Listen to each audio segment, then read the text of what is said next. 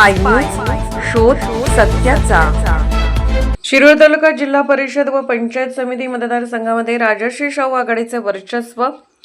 जिल्हा परिषदचे 4 जागांवर तर पंचायत समितीच्या 10 जागांवर राजश्री शाहू विकास आघाडीने दणदणीत विजय मिळवला।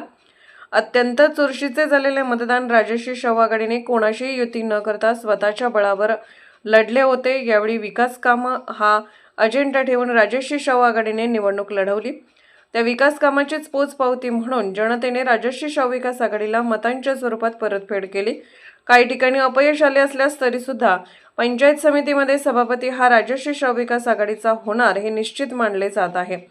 एकंदरीत विषयानंतर कार्यकर्त्यांनी गुलालाची उधळण करीत फटाक्यांची आतिषबाजी केली। शिवाय शिरोळ तहसील कार्यालयापासून आमदार यड्रावकर यांच्या जयसिंगपूर येथील 6वी गल्लीतील कार्यालयापर्यंत मोटरसायकल रॅली काढून आनंद व्यक्त केला। आमदार यड्रावकर यांच्या कार्यालयासमोर कार्यकर्त्यांची मोठी गर्दी जमली होती। निवडून आलेले उमेदवार हे त्यांचे आशीर्वाद घेण्यासाठी येत होते।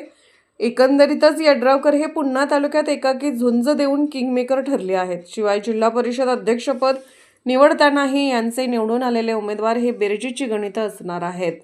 राजश्री शाहू विकास आघाडीनं शिरोळ जिल्हा परिषदेच्या साथी आणि पंचायत समितीच्या 14 जागेवर उमेदवार उभा करण्याचा प्रयत्न केला।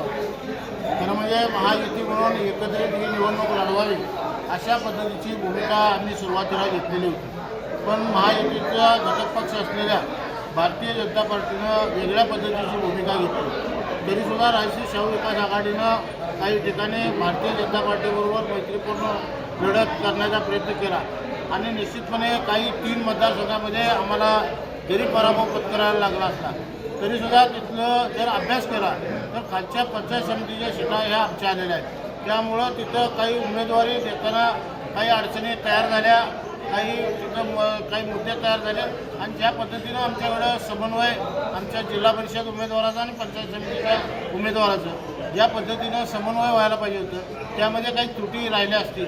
त्यामुळं या ठिकाणी त्या 3 मतदारसंघात गेल्या।